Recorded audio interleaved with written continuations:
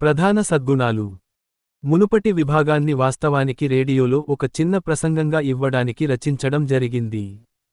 మీకు కేవలం 10 నిమిషాలు మాత్రమే మాట్లాడటానికి అనుమతి ఉంటే, సంక్షిప్తత కోసం దాదాపు మిగతాదంతా త్యాగం చేయవలసి ఉంటుంది.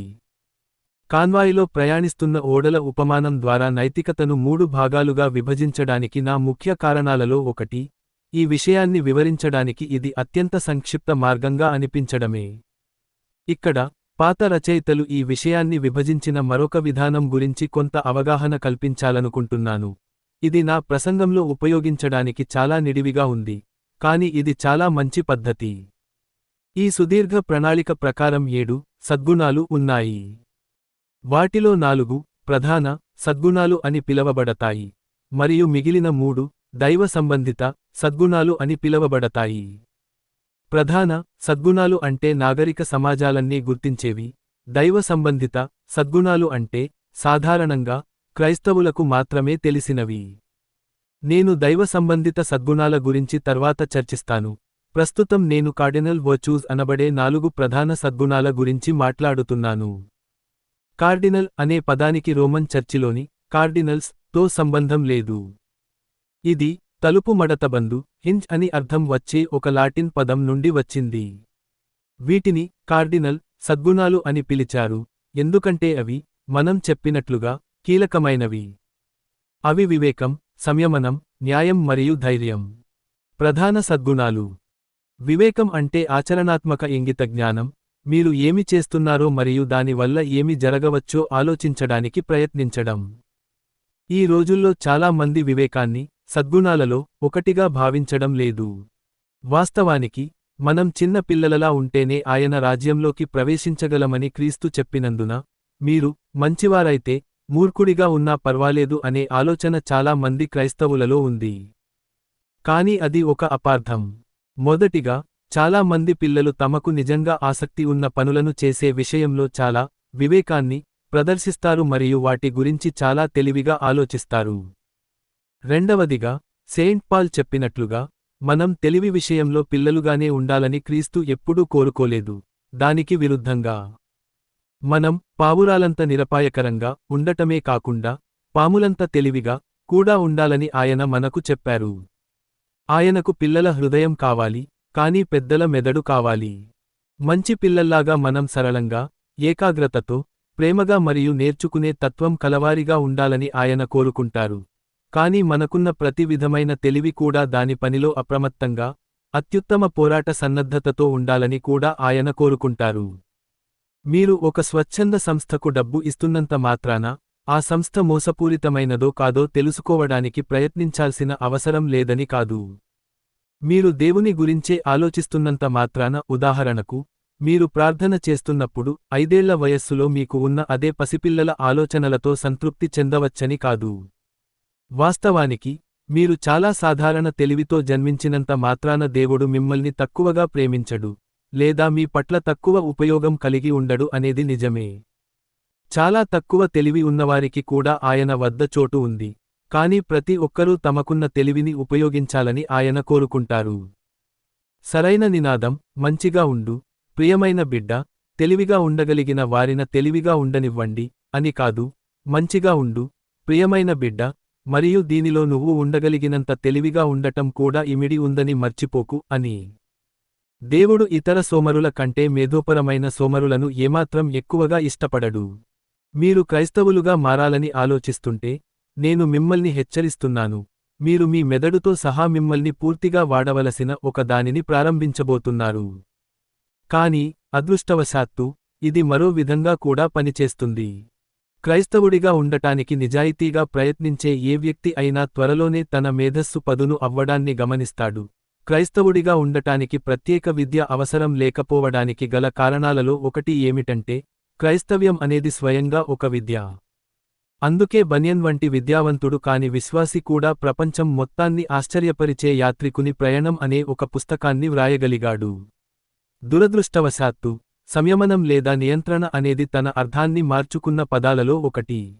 ఇప్పుడు దీనికి సాధారణంగా మద్యపాన నియంత్రణ అనే అర్థం ఉంది.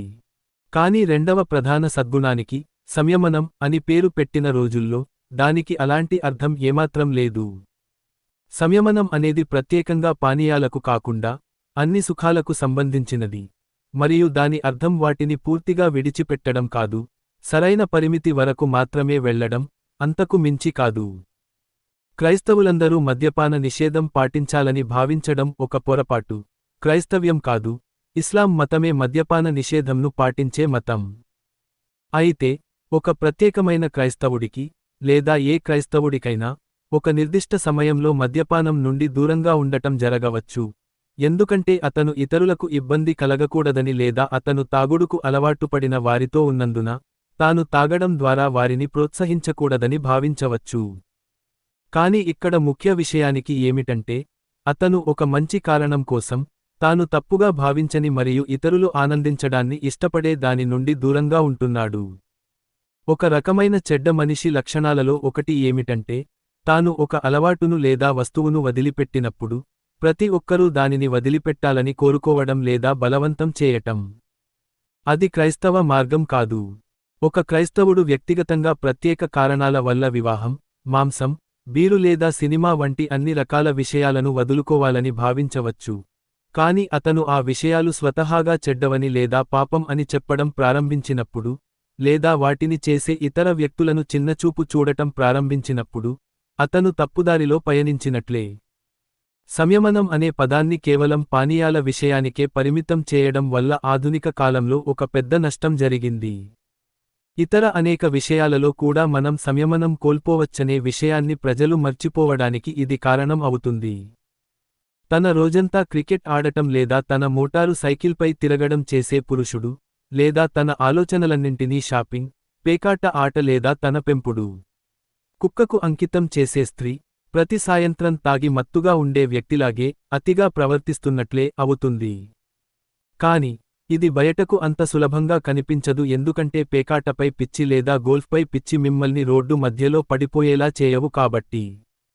కాని దేవుడు బయటకు కనిపించే దానిని బట్టి మోసపోడు. న్యాయం అంటే న్యాయస్థానాలలో జరిగే విషయాల కంటే చాలా ఎక్కువ. మనం ఇప్పుడు నిష్పక్షపాతం అని పిలిచే ప్రతిదానికి అది పాత పేరు. అందులో నిజాయితీ, ఇచ్చిపుచ్చుకోవడం, సత్యసంధత, వాగ్దానాలు నిలబెట్టుకోవడం వంటి ఇలాంటి జీవితంలోని విషయాతో ఉంటుంది. మరియు ధైర్యం రెండు రకాల సాహసాలను కలిగి ఉంటుంది: ప్రమాదాన్ని ఎదుర్కొనే సాహసం, అలాగే నొప్పిని భరిస్తూ నిలబడే సాహసం. గుండె ధైర్యం అనేది బహుశా దీనికి అత్యంత దగ్గరగా ఉండే ఆధునిక ఆంగ్ల పదం. మీరు గమనించేదేమిటంటే, ఈ గుణాన్ని కలిగి ఉండకుండా మీరు ఇతర సద్గుణాలలో దేనిని ఎక్కువ కాలం ఆచరించలేరు. సద్గుణాల గురించి గమనించవలసిన మరో ముఖ్యమైన విషయానికి ఉంది. ఏదైనా ఒక నిర్దిష్టమైన సమయంలో న్యాయమైన లేదా సంయమనంతో కూడిన పని చేయడానికి, మరియు ఎల్లప్పుడూ న్యాయవంతుడుగా లేదా సంయమనం గల వ్యక్తిగా ఉండటానికి మధ్య తేడా ఉంది. మంచి టెన్నిస్ ఆటగాడు కానివాడు కూడా అప్పుడప్పుడు ఒక మంచి షాట్ కొట్టవచ్చు. మంచి ఆటగాడు అంటే, లెక్కలేనన్ని మంచి షాట్లు కొట్టడం ద్వారా అతని కళ్ళు, కండరాలు మరియు నరాలు శిక్షణ పొంది, ఇప్పుడు ఆటలో అతనిపై ఆధారపడగలిగే స్థితిలో ఉన్న వ్యక్తి అని అర్థం. అతను పూర్తి స్పృహతో ఆడనప్పుడు కూడా అతనిలో ఒక నిర్దిష్టమైన స్వభావం లేదా నాణ్యత ఉంటుంది. సరిగ్గా ఒక గణిత శాస్త్రజ్ఞుడు గణితం చేయనప్పుడు కూడా అతని మనస్సుకు ఒక నిర్దిష్టమైన లెక్కించే అలవాటు మరియు దృక్పథం ఉన్నట్లే. అదే విధంగా, న్యాయమైన పనులను నిరంతరం చేసే వ్యక్తికి చివరికి ఒక నిర్దిష్టమైన గుణశీలం అలవడుతుంది. మనం సద్గుణం గురించి మాట్లాడేటప్పుడు, ఆ నిర్దిష్టమైన మంచి పనుల కంటే కూడా ఆ గుణశీలంని ఉద్దేశిస్తాము. ఈ వ్యత్యాసం ఈ క్రింది కారణం వల్ల ముఖ్యం. మనం కేవలం నిర్దిష్టమైన పనుల గురించే ఆలోచిస్తే, 3 తప్పుడు ఆలోచనలను ప్రోత్సహించే అవకాశం ఉంది. 1. మీరు సరైన పని చేస్తే చాలు, దాన్ని ఎలా లేదా ఎందుకు చేశారనేది పట్టింపు లేదని మనం అనుకోవచ్చు. దాన్ని ఇష్టపూర్వకంగా చేశారా లేదా అయిష్టంగా చేశారా, కోపంగా చేశారా లేదా సంతోషంగా చేశారా, ప్రజాభిప్రాయానికి భయపడి చేశారా లేదా దాని మనస్సాక్షి కోసం చేశారా అనే విషయాలు పట్టింపు లేదని భావించవచ్చు. కానీ నిజం ఏమిటంటే, తప్పుడు కారణాల కోసం చేసిన సరైన పనులు, సద్గుణం అని పిలువబడే అంతర్గత నాణ్యతను లేదా గుణశీలాన్ని నిర్మించడానికి సహాయపడవు, మరియు ఈ నాణ్యత లేదా గుణశీలమే నిజంగా ముఖ్యమైనది.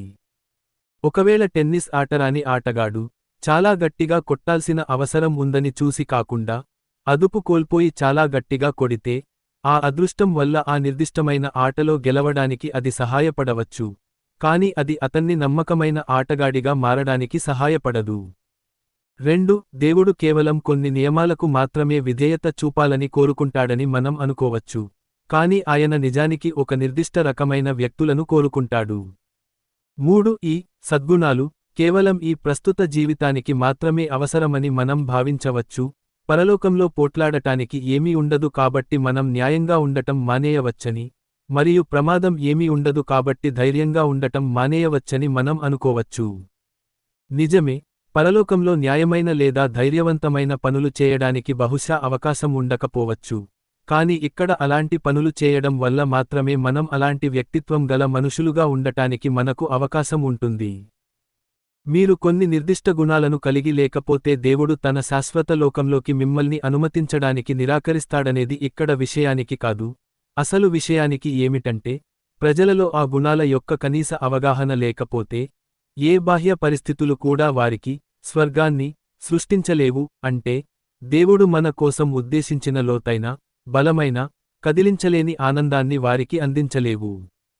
అలాంటి వారికి స్వర్గం కూడా ఒక నరకం.